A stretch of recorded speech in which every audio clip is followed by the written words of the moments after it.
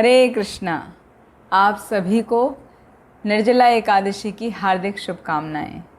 निर्जला एकादशी का वर्णन ब्रह्मवैवर्त पुराण में श्रील व्यासदेव और भीमसेन के संवाद में मिलता है। इस एकादशी के व्रत का पालन इतना अधिक महत्वपूर्ण है कि जो कोई भी इस एकादशी के व्रत का पालन करता है वह सभी तीर्थ स्थानों में यात्रा करने के फल को प्राप्त कर लेता है और मृत्यु के समय भयानक यमदूतों के स्थान पर सुंदर विष्णु दूत आते हैं जो उसको वैकुंठ लेकर जाते हैं। और इस एकादशी निर्जला एकादशी के दिन जो भी व्यक्ति गोदान करता है वो अपने सभी पाप कर्मों से मुक्त हो जाता है।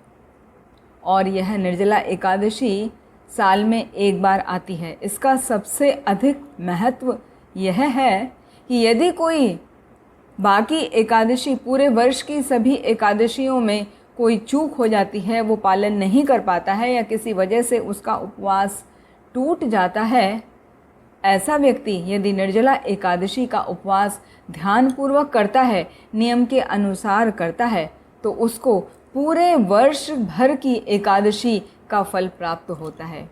इसलिए आप सभी से अनुरोध है कि इस निर्जला एकादशी के व्रत का यत्नपूर्वक पालन कीजिए। आइए देखते हैं पुराणों में इसका किस प्रकार वर्णन किया गया है। एक बार युधिष्ठिर महाराज भगवान श्री कृष्ण से पूछने लगे, हे जनार्दन, ज्येष्ठ के शुक्ल पक्ष में जो एकादशी आती है आप उसका वर्णन कीजिए। भगवान श्री कृष्ण कहने लगे, हे राजन, इसका वर्णन परम धर्मात्मा सत्यवती नंदन श्रील व्यासदेव जी करेंगे, क्योंकि वो संपूर्ण शास्त्रों के तत्वज्ञ हैं और वेद वेदांतों के पारंगत विद्वान हैं, तो वही उसका वर्णन करेंगे। तब उनकी बात सुनकर श्रील व्यासदेव जी कहने लगे कि दोनों ही पक्षों की, शुक्ल पक्ष और कृष्ण पक्ष, दोनों ही पक्षों की एकादशी को भोजन नहीं करना चाहिए। द्वादशी को स्नान आदि से निवृत्त होकर फूलों से भगवान केशव की पूजा करनी चाहिए। फिर नित्य कर्म इत्यादि समाप्त होने के पश्चात पहले ब्राह्मणों को भोजन कराएं, फिर अंत में स्वयं भोजन करें। हे राजन, जन्म और मरण के समय भी इस एकादशी व्रत का पालन करना चाहिए और भूलकर भी जन्म और मरण के अवसर पर भी एकादशी को भोजन नहीं करना चाहिए। ये सुनकर भीमसेन बोले, परम बुद्धिमान पितामह हैं, मेरी बात कृपया करके सुनिए। राजा युधिष्ठिर, माता कुंती, द्रौपदी, अर्जुन, नकुल और सहदेव ये सभी एकादशी का पालन करते हैं। वो किसी भी एकादशी को भोजन नहीं करते और मुझसे भी हमेशा यही कहते हैं, तुम भी एकादशी को कुछ मत खाया करो, क्योंकि यदि तुम एकादशी के दिन अन्न खाते हो तो तुम सीधे पाप को खाते हो।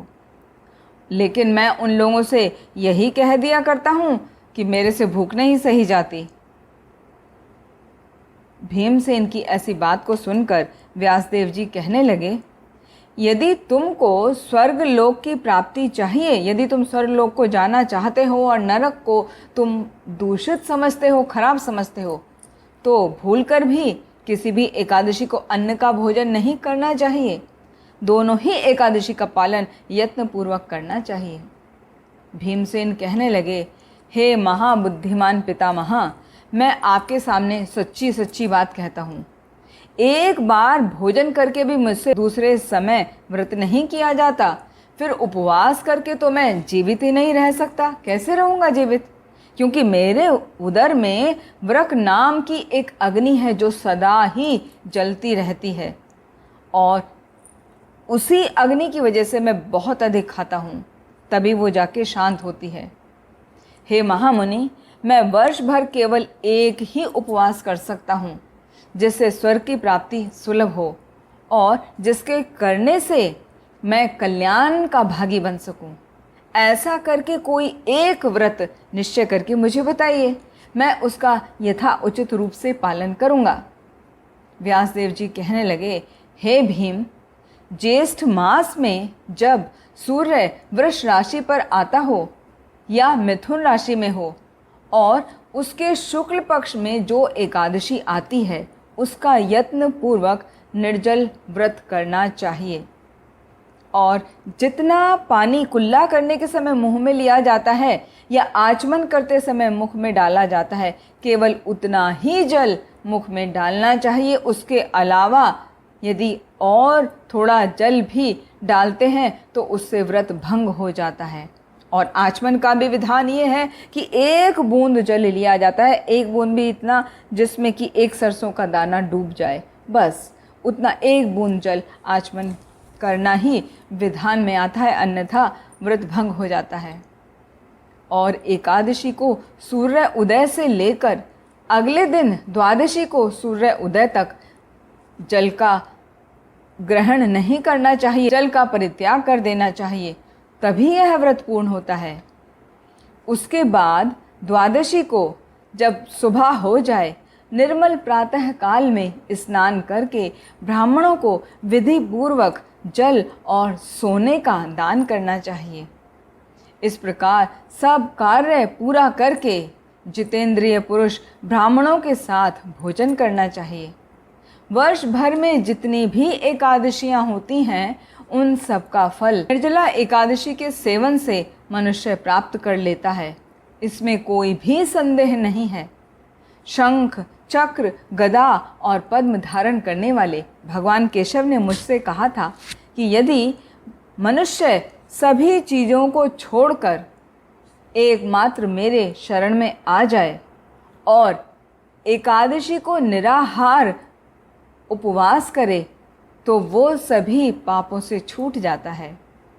एकादशी व्रत करने वाले पुरुष के पास विशाल काय, विकराल आकृति और काले रंग वाले दंड पाशधारी भयंकर यमदूत कभी नहीं आते। अंत काल में पीतांबरधारी सौम्य स्वभाव वाले, हाथ में सुदर्शन धारण करने वाले और मन के समान वेगशाली विष्णुदूत आकर उस वैष्णव पुरुष को भगवान विष्णु के धाम को ले जाते हैं। इसलिए निर्जला एकादशी को पूर्ण यत्न करके उपवास करना चाहिए। तुम भी सब पापों की शांति के लिए यत्न के साथ उपवास करो और श्री हरि का पूजन करो। स्त्री हो या पुरुष, यदि उसने मेरू पर्वत के समान भी महान पाप किए हों तो वो सब एकादशी के प्रभाव से भस्म हो जाते हैं। जो कोई मनुष्य इस निर्जला एकादशी के दिन जल ना पीने का नियम लेता है वह पुण्य का भागीदार होता है। उसे एक एक पहर में कोटि कोटि स्वर्ण मुद्रा दान करने का फल प्राप्त होता है। जो मनुष्य निर्जला एकादशी के दिन स्नान, दान, जप, होम आदि जो भी कोई क्रिया करता है वो सब अक्षय होता है, ऐसा भगवान श्री कृष्ण ने मुझे कहा था। निर्जला एकादशी को विधि पूर्वक उत्तम रीति से उपवास करके मनुष्य वैष्णव के पद को प्राप्त कर लेता है।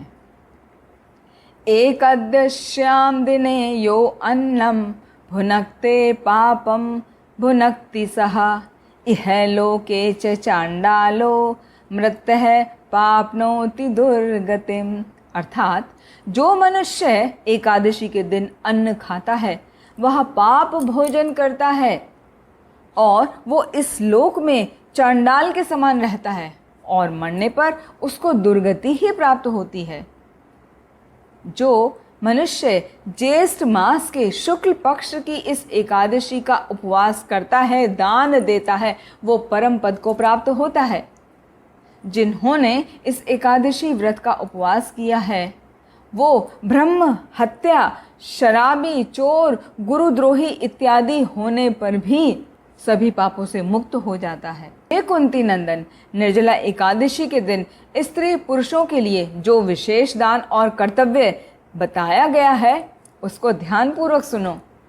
उस दिन क्या करना चाहिए?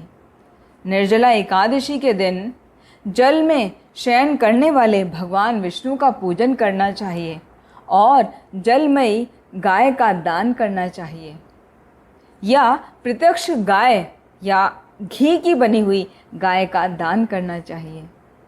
पर्याप्त दक्षिणा और भांति भांति की मिठाइयों इत्यादि के द्वारा यत्नपूर्वक ब्राह्मणों को भोजन कराना चाहिए, उनको पूर्ण रूप से संतुष्ट करना चाहिए।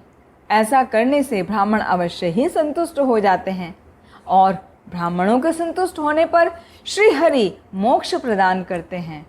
जिन्होंने शम, दम और दान में लगकर श्री हरि की पूजा की और रात्रि में जागरण करते हुए इस निर्जला एकादशी का व्रत किया है, वो व्यक्ति अपने साथ ही बीती हुई 100 पीढ़ियों को और आने वाली 100 पीढ़ियों को भगवान वासुदेव के परम धाम में पहुंचा देते हैं। निर्जला एकादशी के दिन अन्न, वस्त्र, गैया यानी गौ, जल, बिस्तर, सुंदर आसन, कमंडलू, छाता इत्यादि का दान करना चाहिए।